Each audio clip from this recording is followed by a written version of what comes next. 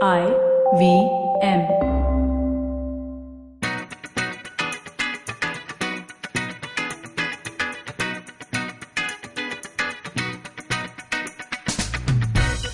Hi Dash! Hello, Ayushi. Welcome to another episode of Agla Station Adulthood. Welcome. It's a beautiful rainy day and we are recording again from the comfort of our own homes. Because, as we all know, we're still in lockdown. Yes.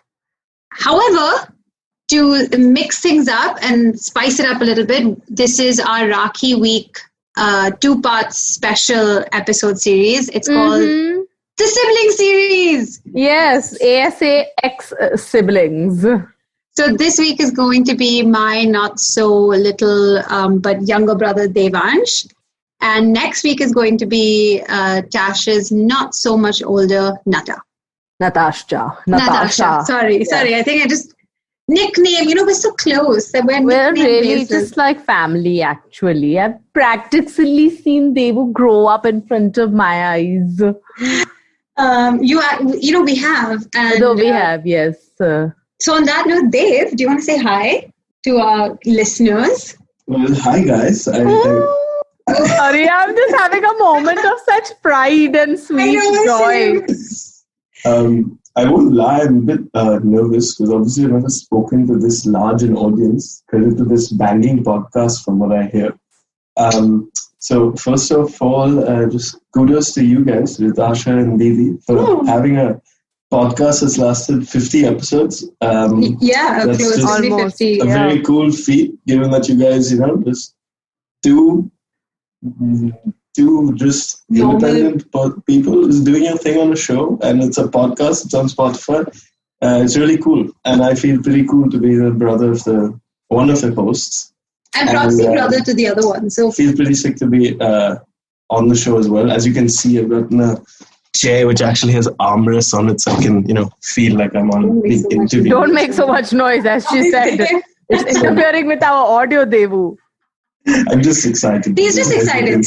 And to be honest, I've been asking him about this since a little over a week now. Yeah. And he's been pretending like, he's very busy. He doesn't have time slots to give me. But then today when I told him, he was like, I just need some time to prep, I saw him on the dining table making notes.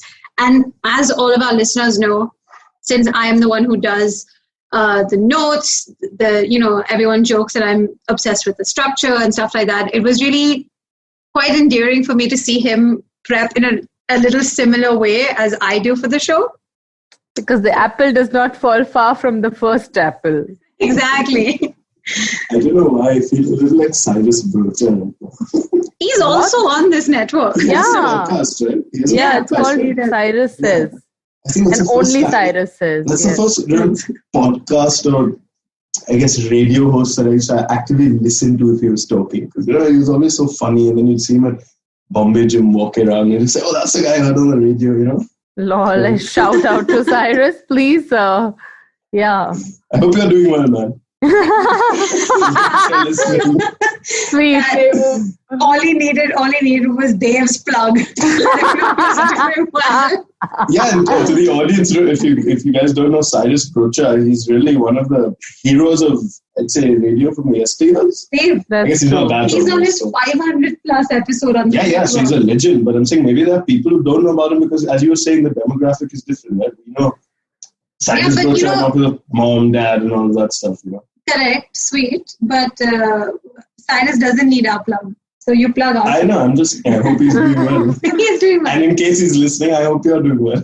Yes, now he will at least, Cyrus, you give us a shout out now. That's the least. Yeah, now tag him on your post. Exactly. Exactly. Yes. Nice. Devu, I like this cross promotion. I like where you're headed with this. And most importantly, I can't wait to find out what are these notes that you have scrabbled down before this pod recording today. So we'll do, Shraija, we can do a little signposting and then Dave can fit it in, whatever he wanted to say. We haven't really had much of a discussion before because I thought that it would be just a lot more fun if we kept it casual. Yes. So, of course... Fun is fun when it's gross. You're so gross. Is he making some innuendos? Yeah. Okay, so some things that we're going to talk about in this episode, obviously introducing each other, we've done that. We also want to touch upon Dave as a baby adult, because he's 25. You're going to be 25 next month? In 2 months? No, I just got confused for a second. But he's going to be 25 in 2 months, and he has, he's been working, graduated, lives alone, lives away from the family. So his baby adult journey and experience so far. Yes. And then we're going to talk about our relationship as siblings, how it's changed and evolved over the years, and what either of us have learned and / gained, or maybe even disliked about it. We can get honest, truthful. Yes, this is a place where we only speak truth, Devu, that you must know. Yes, it's a safe space. Yes. That's why I'm here. The safe space only kind of guy. All right, so first things first, I guess we can ask Dave, you went to university in America, and then right out of college, you got a job, and now you live and work in San Francisco and have been there for over a year and a half now, right? Mm-hmm. And you're only here in town because of the because everything's on lockdown and shutdown. So, but you are still actively working from here. And so this is the first time in about 6 years, no, longer possibly, because I left in 2010 and we didn't have any overlap. So this is the first time in actually 10 years that all four of us are living together in the same house again after a really long time, and working means dad's You're not on vacation, basically. Yes, exactly. Thank you. We're not on vacation. So how has adulthood been for you so far? That's a broad question. When you make it seem like that you asked me this question, all I can think of is all the idiotic things I've done that really make it seem like I'm really not my best. But since you're giving me so much credit, I'll say that the first that comes to mind is the independence, obviously, that I am making my own decisions, choosing how to spend my money, which is one of the first that comes to mind, because the first thing that comes to mind is I eat. So I choose what I spend my money on, and then that translates to obviously larger decisions you're making on how you not just spend your money, but how you spend your time. How you spend your time is translates to how you're spending your mental energy on what things you're choosing to invest that time in. Whereas when you're a kid, a lot of those decisions are made for you.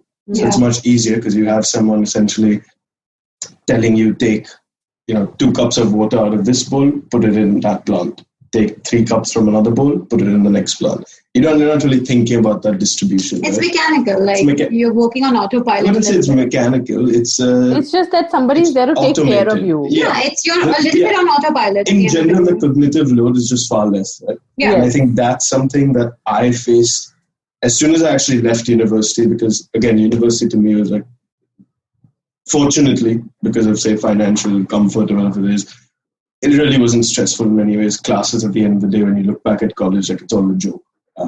None of your grades all that matter. So really discarding that part or any hardships during college, I'd say really when I started working, it hit me like a wave. And when I'm talking about it, I'm talking about the decisions that lay ahead, not just a week from now, 3 weeks from now, a month, 2 months, years, 3 years, 5 years. I just couldn't help control how far ahead my mind was racing to think that how is what I'm doing right now going to impact what I'm doing 10 years from now? And if I don't see this being valuable in 10 years, why am I actually doing it right now? Because obviously the decision to work with a company in San Francisco and not say come back and work with Dad immediately was am I supposed to be doing this? Am I not?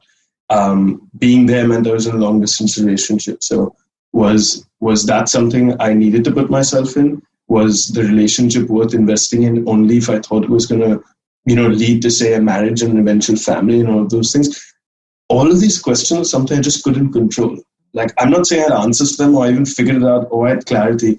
I just couldn't control it. And the first 3 months that I started this job, in many ways, I wasn't miserable. I wasn't going through any discomfort. I was staying on a friend's couch for a while, which was shitty itself.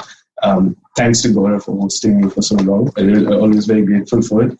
But it was really I felt like I was being eaten alive by these questions in many ways. And I felt great to come back home that December. And that's what I think the beautiful part about home is, that each time you come back, suddenly all those questions and doubts just go away. It makes you feel that. Because you kind of slip back into that automated, that little autopilot lane where a lot of things are again being taken care of. It's a safe space in the ultimate sense. Yeah. And I think the most important thing was it's a reminder of what's at the end of that tunnel of being abroad. It was a reminder that, this is why I'm doing everything. I'm doing what I'm doing to learn and grow, to be able to, continue the lifestyle and the lifestyle that I have, continue the relationships I have, maintain the relationships I have, whether it's with friends from school, mom and dad, my grandparents, and eventually, build those relationships such that when I have my own children, again, I'm adding a whole new layer to those relationships. Like that, to me, was a real reminder of that's why you do everything. That's why you work. That's why you try and learn. That's why you make a career. It's all to do that. It all comes down to you trying to have that family, because that's what I felt in myself as soon as I started working. Without having the family there, it just felt like, what's the why behind why I'm doing that? So that's my little background to my thought process. No, and I look, I'm not going to deny, argue, or validate any of that. It's more that what's really interesting, and I don't know whether Tash, you're noticing it. But we have such a similar way of looking at problems, is that he got out of college and his first thing was, am I doing the right thing to build a family? And when you ask me, we have those conversations. We had a chat last week with another one of our guests, and again the same question came. They said, why do we do the things that we do? And the answer from me was always, when I'm 50, when I'm 45, I want to see myself in a space that is commensurate to what my parents did, and I can give that same life to my family, and I can build that same future. So in a way, even though your experience is your own and very valid, there's obviously a little bit of definitely your upbringing that has affected our decision-making process, because we both have a lot of things in common that way, I think. Even though we have different approaches, I don't think I'm as tightly wound as you are. Not that that's a good or bad thing. I think it stretches even beyond just you and me, right? I think it's a very Indian thing. To me, at least, it's a very Indian thing of that at some point you go back to your family. Even with the people working in the cities, their eventual goal is not to buy a flat in Mumbai. Their eventual goal is to build a small house in the village that they came from. They will not have that money for that. So it's still going back to the place that you came from. I think it's real, but yeah. I think what I'm saying is I don't think it's a similarity because we're siblings. Again, it's a similarity more cultural thing. Yeah, of course. I think that is at play, but I'm saying the sense of community and family and feeling this sense of belonging. I think everybody craves it. And at the end of the day, and whenever you see the future or whatever your life's going to be XYZ years from now, I think everybody imagines a similar kind of warmth and comfort and sense of belonging which you felt as a kid and you saw your family have. So I think it's that thing that I think everybody kind of wants to recreate. That if not, and of course to improve the material comforts. That yes, probably one of the only other things that one would want to work on. But Devu, these are very grown-up thoughts to have. And how does it how does it feel because you're 25, which means not too long ago, 3-4 years ago, you were still writing college papers, and so much has gone down. And talk to me about the change of the evolution of Devu, the way you think and how living this life has affected you. The fact that you've actually been in a long-term relationship for the bulk of this new journey in your life. Yeah. The first thing I wanted to say, Rytasha, based on what you're saying about the whole family element, was that since you guys are such a wide range of audience, and I know the purpose of this is to give them that sense of comfort, that people are chatting about. I just wanted to say this is something that hit me, that having this family comfort and even just a relationship with a sibling is truly it's a privilege. Absolutely. In many ways, because I feel the first thing that came to me is, there's so many kids who don't have siblings to begin with.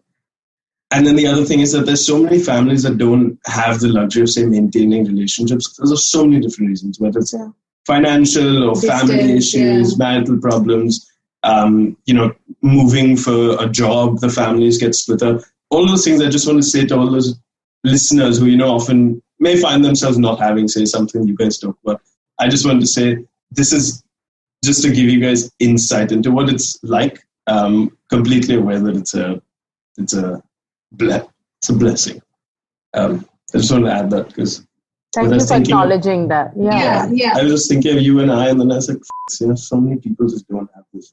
Absolutely. Yeah. I mean, there's like so many studies and statistical evidence to bad sibling relationships. Yeah. And even the lack of sibling relationships. Like they did this study in Sweden, and they polled 1 million Swedes, and they found that that after a person loses a sibling to a heart attack, the spike in the chances of the other sibling to also die of a heart attack suddenly completely goes up. That's and it's wild. not because of any genetic similarity in their hearts. Mm-hmm. It's about losing such a pivotal life figure. And like someone who held such an important role in your life. Yeah.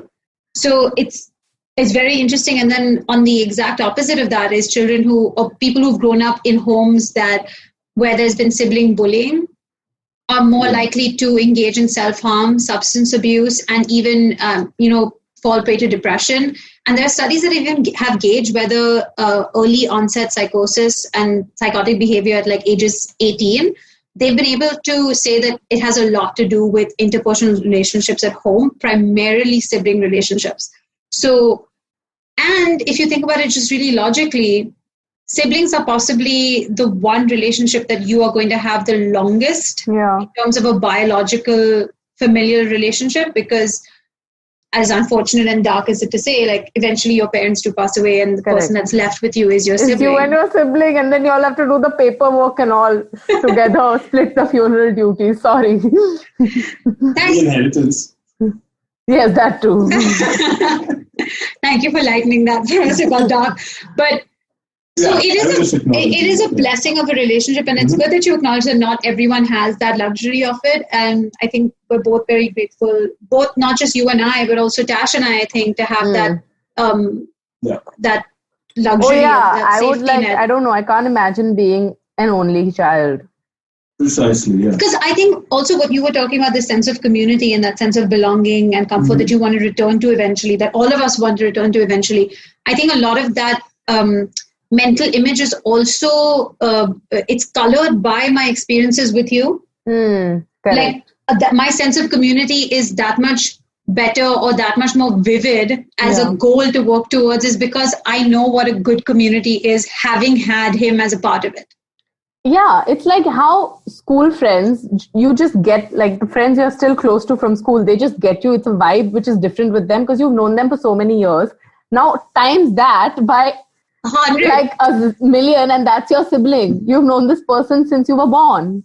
That's why. Yes. And I think, see, for you guys, you might actually have more in common because you're both younger siblings. Lol. Yeah. And for me, as an older sibling, I've always, no matter how physically he now defies this, because he's he's a Hulk. A giant. He's a giant. But good in shape, huh? In shape, giant. Devu is very handsome. Just want to put it out there. Yeah. I think it's more like I've always seen him as my proxy child as well, not just as a sibling. And a minion also. What's the nickname? Tune. Yeah, I used to call him Charlotte when we were younger, and I still do sometimes, is because I wanted a dog, and my parents wouldn't let us get them. So I used to make Devansh go everywhere and be like, Charlotte. Charlotte. And, that's the thing with Tasha. It wasn't really horrible because I am a very tactile person. Yes. So you loved it. Oh my God. I love it if someone's like, playing my hair or scratching my head or something. The only thing I'd suck up was the fact that she was calling me Charlotte. Did I really care that she was calling me Charlotte? No. Was I getting the affection? Yes. So I completely went with it. Nice. But so that, seeing him also, I think, grow up on his own merit and on his own 2 feet and kind of live life this, because Tash and I on the show, we always talk about this baby adulthood. That's what we call it, this phase that we're in, because we're not young adults, because that makes it seem like more YA novels, but we're not fully adults yet. Yeah. So post-college to 35, this is our diagnosis, is baby adulthood. I'm giving it it makes sense. Correct. Thank you, Devu. If it makes sense, it works. It doesn't need to be justified by psychologists to say, oh yes, this is a category. No, we have made this one up by ourselves. Baby adult is our thing. It makes complete sense. It's like the age range 18 to 34, sometimes on form. It's that kind of bracket. That range. That's the bucket that we put ourselves in. So I think seeing you enter that phase by yourself, and even seeing you work through it so far away, because obviously SF Bombay, we have our own issues in terms of communication from time to time. Yeah. Not only is it a point of pride, but it also makes you feel like, in a way, I feel like, no, I did well. Like, I taught him enough in life so that he can do this by himself. Not that, this is not to negate mom and dad's influence at all. Ayushi is just they get the masterwork. No, but I'm saying my own ability to make this. No, Dave, come on, that's not there. But it just makes me feel a lot of pride. It's kind of how Nata feels about you when she sees you do a lot of things by yourself and live life. Like, yeah, she's doing it. Yeah, I'm sure. But Devu, you tell us, how does it feel? What are your favorite things about being this independent adult? Yeah. Baby adult. Yeah, so I think your original question was what exactly, Tasha? Tell us about it. Before we digressed, I asked you the way your thinking has changed, and how has that been? Just discovering that you're on this journey of being a grown-up now. Yeah, so as I said, I'd say November 2018 is when I started working. So it's really been this 1.5 year period. And if I were to put it on a graph, I'd say the beginning was just, high volume thoughts about what the future is going to look like that I just couldn't escape from. It was a pain in the ass in a sense. And I didn't enjoy it. It affected the work. It affected my relationship with my girlfriend. It affected my relationship with my parents so many times, where when sometimes almost if they were engaging in conversation which I didn't see as useful or beneficial to me, I would question why are you telling me this? This is not something I should be spending time on. And it became really hard to understand that there's a balance between justifying your investments that you make on how you spend your time, and also just spending your time however it lands up, panning out. There's a fine balance between that. And then the other thing was all of my friends from college were in LA. I'd moved up to SF just based on this job. I packed up, rented a car and just drove up one day and said, okay, I guess I'm working, I'll figure it out.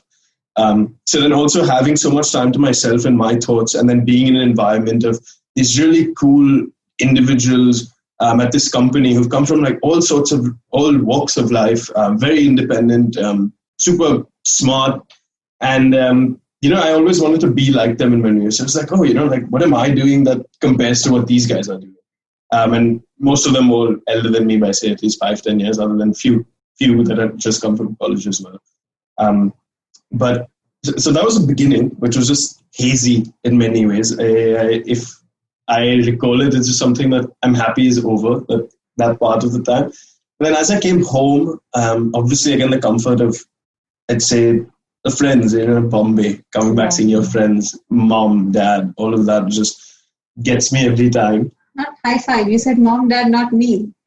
Obviously you, it's a given, obviously. But I'm just saying, I'm giving them credit because I know during that time, mom actually spoke to me so much, and she was just an ear to hear me out on what I was going through. Then I went back, and then I just started, each day that I went, and I started getting just nagged by these thoughts in a sense. I just tell myself, it's okay if you don't have an answer. I just kept telling myself, you don't need an answer to this, you don't need an answer to this. And then I had a really interesting chat with one of my best friends in Bombay, which I still recall, where he was talking about, forget the name of the book, forgot the name of the author also, but the main takeaway from that conversation was that as meta as this sounds, the answer is that there is no answer. The whole point is that it's just this continuously evolving step-by-step journey, and you just do things as they come. And of course, I'm the last one to say that you don't need a plan, because I'd say everything in my life is completely structured. I like knowing exactly what I'm doing, when I'm doing it, and I want to know how what I'm doing now affects what my career is going to be. I'm not saying I've run away from those questions at all. I stick by them, and if I had to give anyone life advice, I'd still say you need a plan. But at the same time, there's a balance between like not needing an answer to all of the questions, which I think goes in line with a lot of snippets that I've heard from your guys' podcast, where you tell people that it's okay. And so in that sense, I'm saying as someone who's not Rytasha and Ayushi, but I guess who's been influenced by both of them growing up, on my own little journey as I ventured in SF, and I've come back here. Eventually, obviously, I'm going to come back to Bombay and live here as soon as I can. It's just have a plan, but like you don't need to answer all the questions. Like some of them, and like I think that's how you master your own life, is understanding which questions you do need to answer and understanding the ones that you don't need to answer. For example, I think my relationship is something that I stressed out a lot about as well, because I don't know, sometimes I have this inherent thing on like, I'd love to have kids and a family and everything right now, and I'd be damn happy. I won't deny it.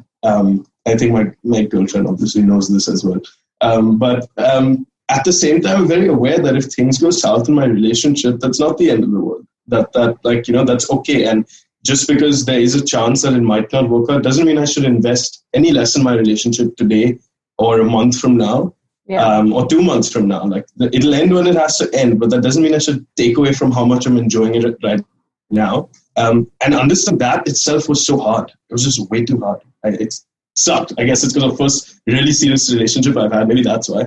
But like that's an answer which I thought was, I don't need to answer that. Yeah, I'm totally with you on this also. Just this really making the most of it while it lasts. He actually speaks so well. Are you crying yet or no? Why should I cry? It does not make me sad. It makes me so happy. Oh, pride and joy. No, I mean, I've always been very proud of him. And he's a good kid, yeah. No, I think, again, to give the listeners a different kind of context, is having seen him go through this period of stress or anxiety in the beginning and then bring himself out of it with a considerable amount of sort of help and conversations with, like, my mom. Like, she really, truly helped him. Yeah, I just want to add, like, I wasn't really going through anything. Not going. It was just a phase where, as I said, there was just a lot of thoughts in my head. So I just don't want to take away from people who actually suffer. No, by the way, and this is just me saying, on the show, it's something that we truly talk about, is you don't have to diminish the things that you felt just because somebody might have had something slightly more clinical or something a little bit harder. When I say you went through something, anybody goes, like, a phase in life is going through something. Yeah, I guess that's my bias of the way I see that. Exactly. And I told you that it's like, you don't have to get embarrassed about it or feel like, oh, this was a struggle. No, I'm not embarrassed. What I'm saying is, saying something like you're going through a phase doesn't mean one thing or the other. It's just a definition of a time frame past. I see. Yeah. But having seen him go through that and handle it much better now, it's kind of like, it does speak to a lot of the things that you and I have spoken about on the show, constantly being like, are these, like, should we be asking ourselves these questions? Do we need to have answers to these questions? And whether you're 25 or 28, whatever it is, I think, like, it doesn't really ever end. And the way he put it is like, you just don't have to have all the answers right now. Yeah. That's something that we talk. For sure. I think what it reminded me of is this, not like understanding that it's okay, you don't need all the answers right now. It kind of, for me, went in line with the thought that we had that it's better to pursue progress over perfection. Mm-hmm. Yeah, we talked about this. Kind of cemented that more for me right now. I think we should take a break, guys. Slip into a quick break. And then we can come back. Hello, everybody. Welcome to another week on the IVM Podcast Network. If you're not following us on social media, please do. We're IVM Podcast on Twitter, Facebook, and Instagram. We'd like to thank our sponsors this week, Paytm Money. Some really fun guests on the network this week. Cyrus welcomed Dia Mirza to come and have a conversation about all kinds of different things. Danny Morrison was on Edges and Sledges, the cricket podcast. If you haven't heard that, that's always a fun listen. And Rahul Subramanian was on Football Should Fall to grow their ever more exciting list of guests. And it's not just that. Mantra Mugdha, old friend of ours, was on Advertising is Dead. Manu Pillai was on the Filter Coffee podcast. It's been one great guest after the other. And with that, let's get you on with your show. Welcome back. Welcome back, everyone. And welcome back, Dave. Our special guest on our Sibling Series. This week was Rakhi. Rakhi was yesterday. We are recording this the day after Rakhi. You know what he gave me? What? I mean, he's very mature and all, but I just want this also to be known. So we have this running joke that Dave doesn't give me any material gifts. And to be honest... I got you for December last year. Christmas. Oh yeah, you got me a Christmas gift. Very simple. But I also... No. They will speak properly and loudly in the mic. We can't. I didn't hear any of those mumbles. Sorry. I was just telling her that I got her 3 very distinct gifts last Christmas. This was one of the first ever gifts that he gave me, and he sat me down and he had to explain each one. Like, so this is the main gift, and then for like 2 days after, Didi, didn't I do well? And he would come into my room and look at his items and be like, "Wow, what a gift! What a gift!" But okay, yeah, fine. No, but yesterday was Rakhi, right? Yes. And so we tied the Rakhi, and I always make them, but this year I got even more involved. Oh, you made the seashell one. It's a really cool one. Oh, wow, very nice. Yeah, I made the bit. Anyway, so we tied the Rakhi, and he's like, "Didi, I have a gift for you." So I was like shocked. And it's an envelope from a jeweler. Like the envelope has a famous jeweler's name on it. And inside was what seemed like an item of jewelry. Now, I know that this is a lie. So I'm also looking at him like, Devansh, what bullshit have you put in this? And my mom is looking at me, she's like, I have no idea what he's done. He had gone to my mom's closet, taken a broken bracelet of hers, put it inside the jeweler's envelope, and been like, Didi, here. And he put tape and made it and sealed it. I thought that she'll, press the envelope and she'll be like, oh, he actually got me something. And then open. But there was an initial spike of excitement and then the disappointment. So there's a lot of sibling shittery that keeps happening. Yeah, that's mean. You wanted to punk her. I don't like this. Yeah. No, it sucked because Mom gave it away. She started laughing as soon as I handed the envelope. But Devansh, I knew for a fact that there wasn't anything in that. Come on. So anyway, but he did write me a letter, which was sweet. But so in theme with the Rakhi Week special, do you want to tell us what maybe you've gained or learned from having a healthy sibling relationship? Or I won't put words in your mouth. Do you think it's a healthy sibling relationship? Yeah, I think the two. I like having the pen in my hand. It makes me feel like I'm. But don't bang it on things. So I had 2 heuristics that I want to start off with, but I think characterize my view of a sibling relationship, and that I think Ayushi and my relationship speaks to very well. The first one is this idea of homeostasis, which is the idea that systems tend to conserve energy, and if you think of our brain as a system that tends to conserve energy, your brain tends to follow the same neural paths that it's used to taking, right? So the more you do something, the more your brain becomes accustomed to taking those paths. That's how your neural networks operate. And so you fall into this thing called the mere exposure effect, which is a psychological phenomena that talks about how you gain familiarity towards something simply because of exposure to it. It's as simple as that. The more I see something, the more I do something, the more I'm just, more likely I am to engage in again. And so seeing all of this as something that can leave you stagnant, seeing this homeostasis as a state that you would want to avoid at any state in your life, whether it's this baby adulthood we're talking about, especially this baby adulthood where, trying to grow. Everyone's just trying to grow. That's all you want to keep doing. Homeostasis is really what you're trying to avoid, right? The stagnation. Yeah.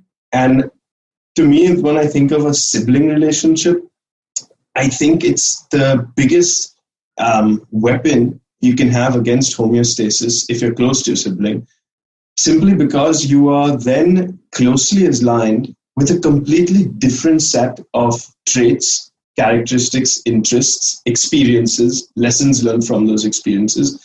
And it's a whole other set of all of that you wouldn't have access to otherwise. And I hate to make this a tech example, but the more data you feed into an algorithm, the smarter the algorithm becomes. And having data points from your siblings' life, if you're close to them and oh, this is where they fail, this is where they had a hard time, this is what they really enjoyed.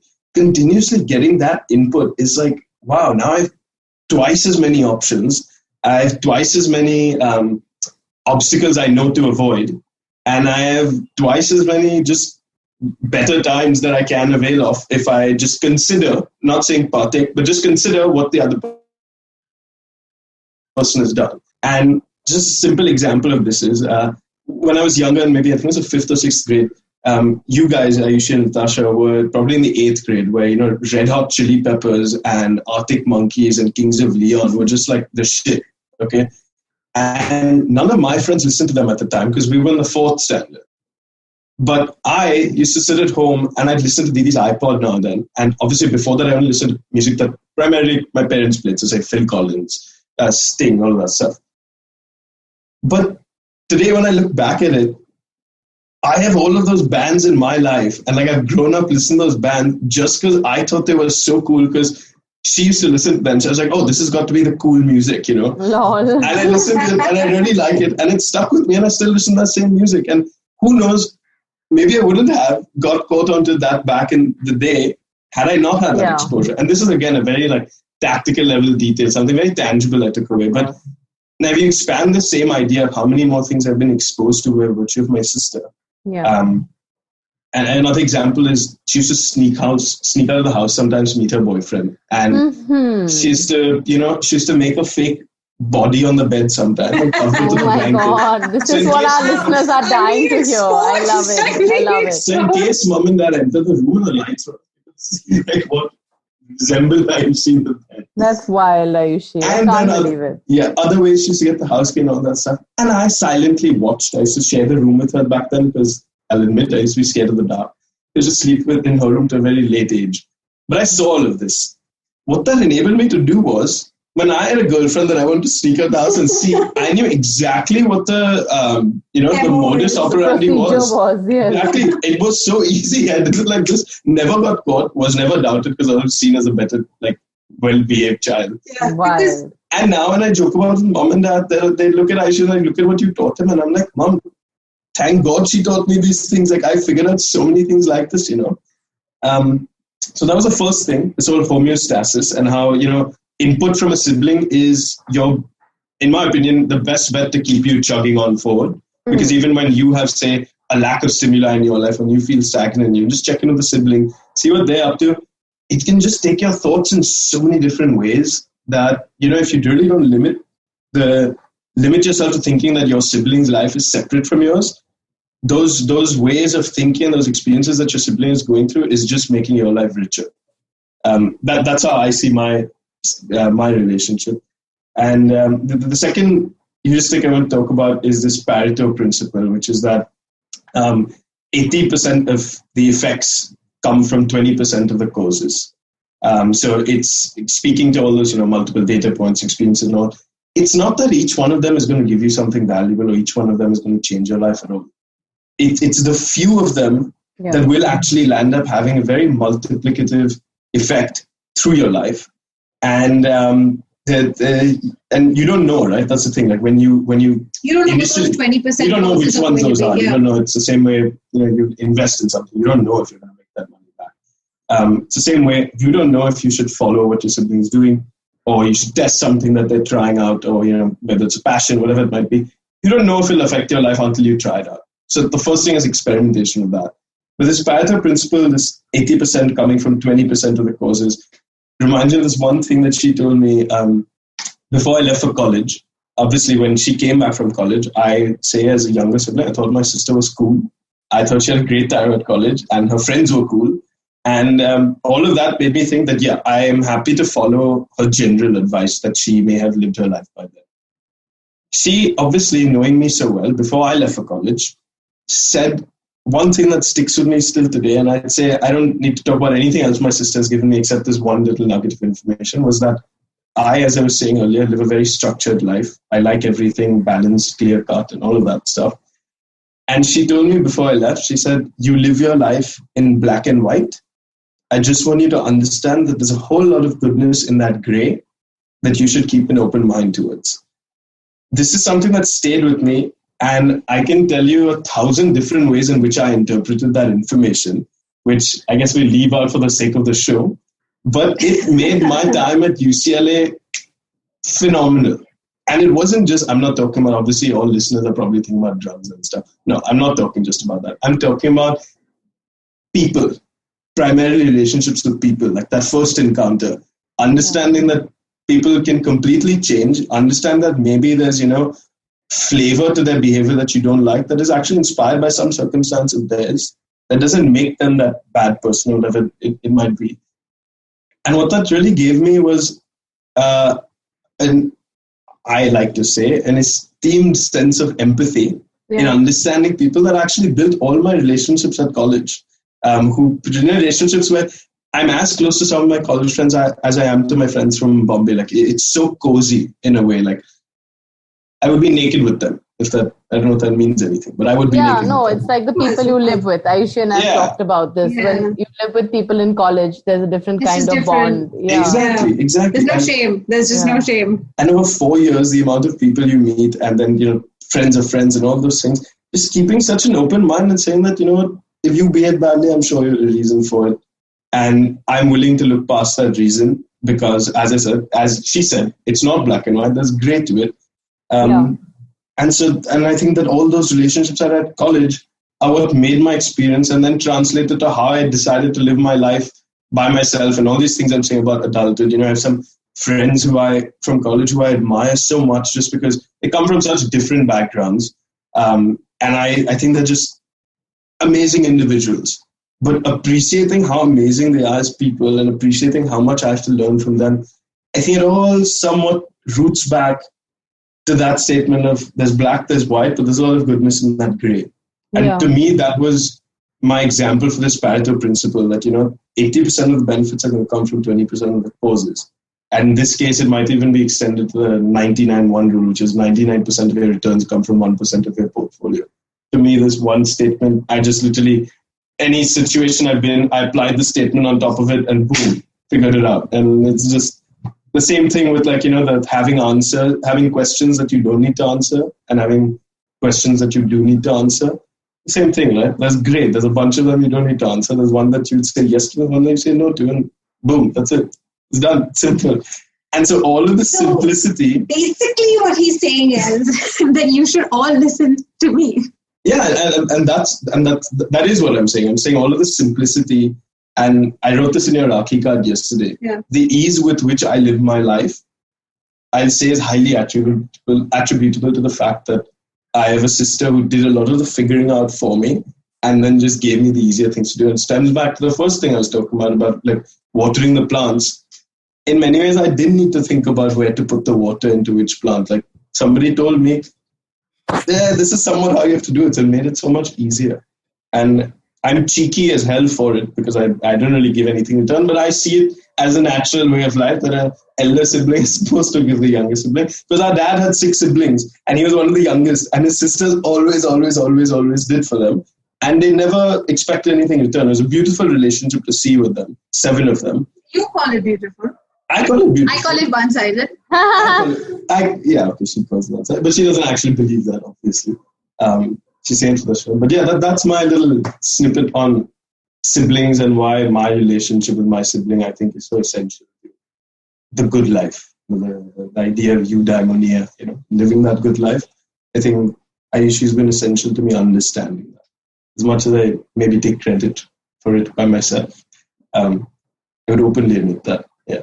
Thanks. That's nice. Yeah. This was my very Rakhi happy. gift. Yes. This was my Rakhi gift. And Devu, what you say about the grey and what Ayushi, I guess, told you and then you lived and you are now applied in your real life.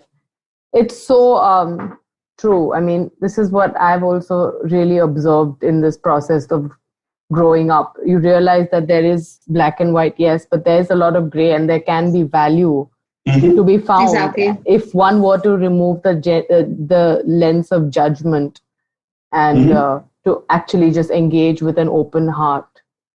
Yeah. Precisely. Because I think you tap on all that latent love that's out there if you get into that gray, right?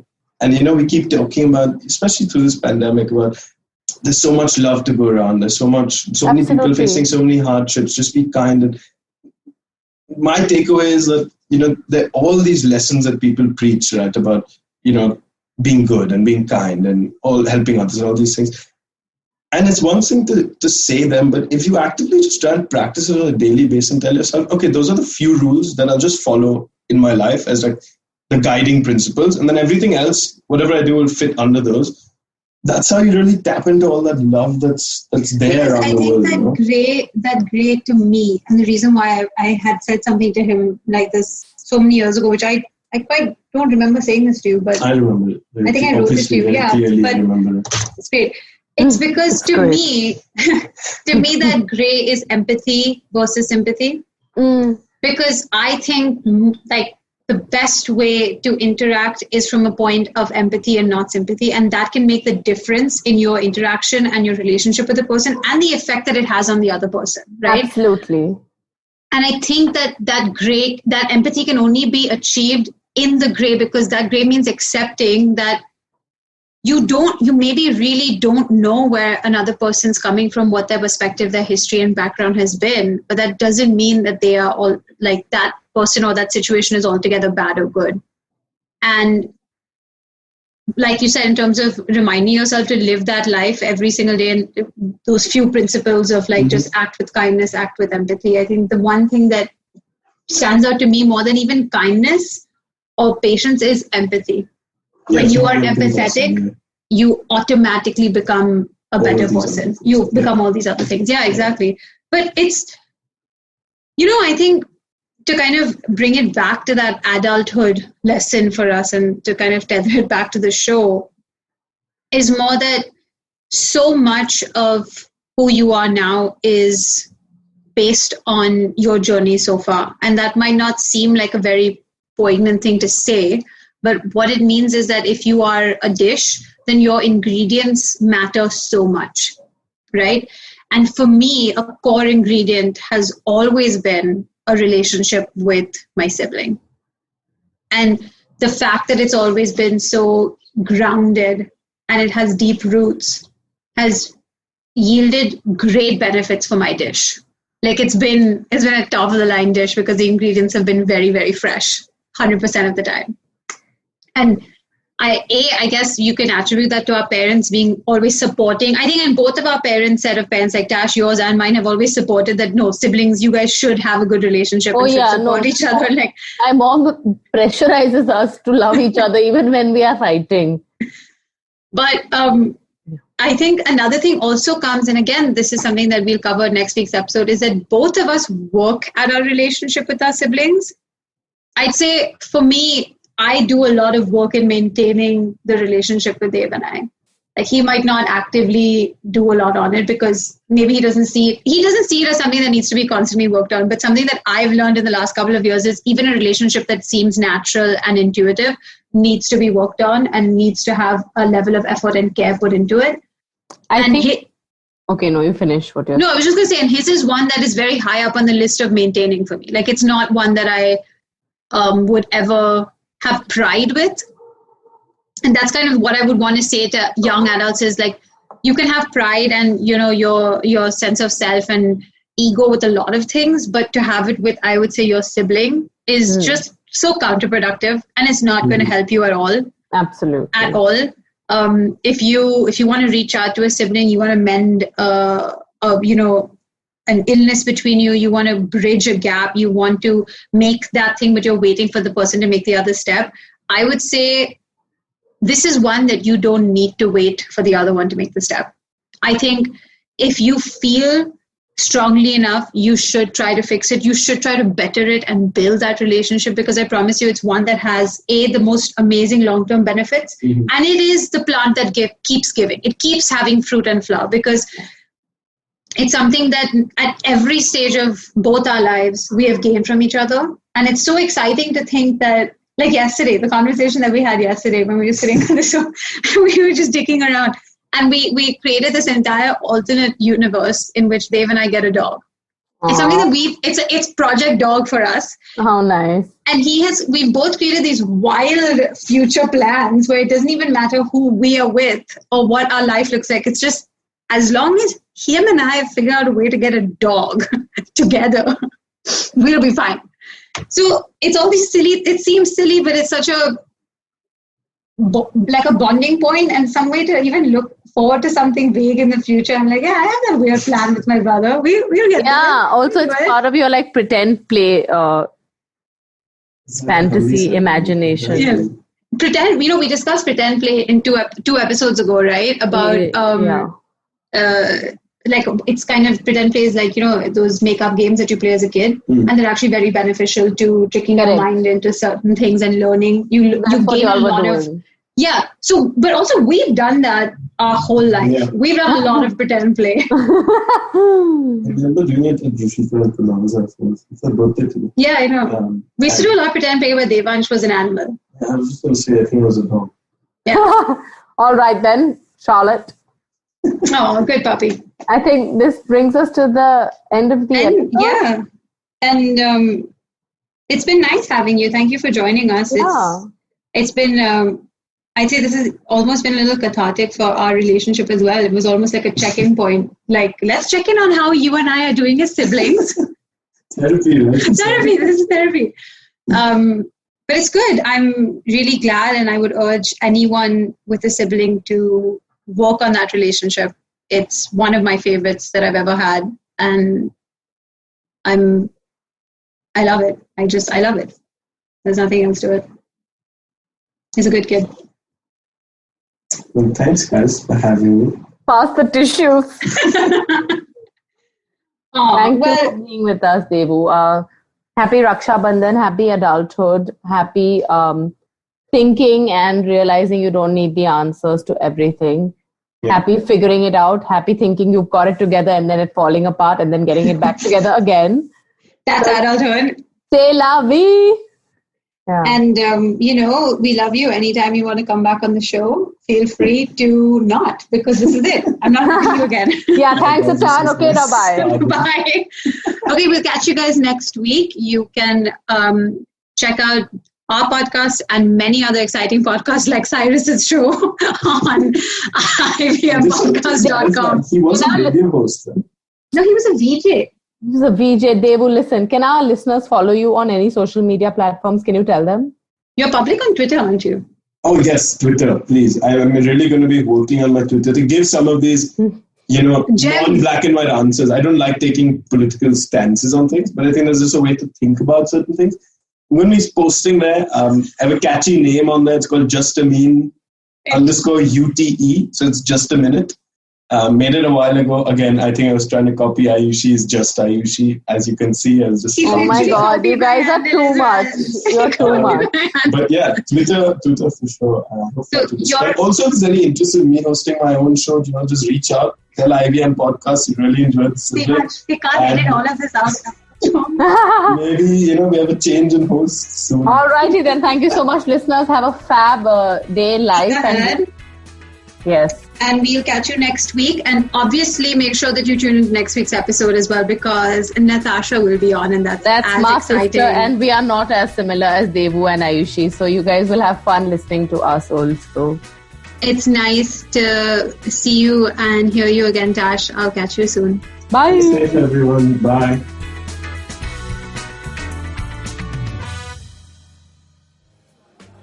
Beta, did you know 79% of all scientists in NASA are Indian only? देखो, India में tax सिर्फ middle class भरती है. Everyone is just enjoying free यार. आजकल के youngsters are only interested in partying and enjoying. उनको देश की पड़ी ही नहीं है. बेटा तुम बस शादी कर लो, उसके बाद तो you can enjoy life like anything. I will tell you what this country needs. This country needs 15 years of dictatorship. That is the only way to become a superpower. See the Chinese, how much they've progressed. सुनो, तुमने ये WhatsApp forward देखा?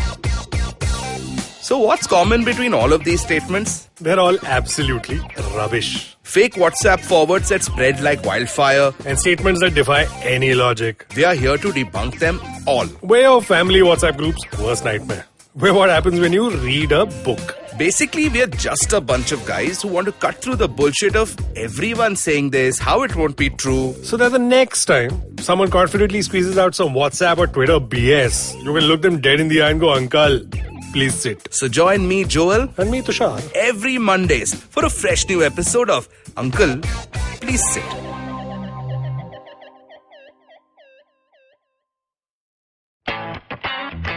रिश्ते में तो हम तुम्हारे podcast लगते हैं. नाम है फुटबॉल शुटबॉल.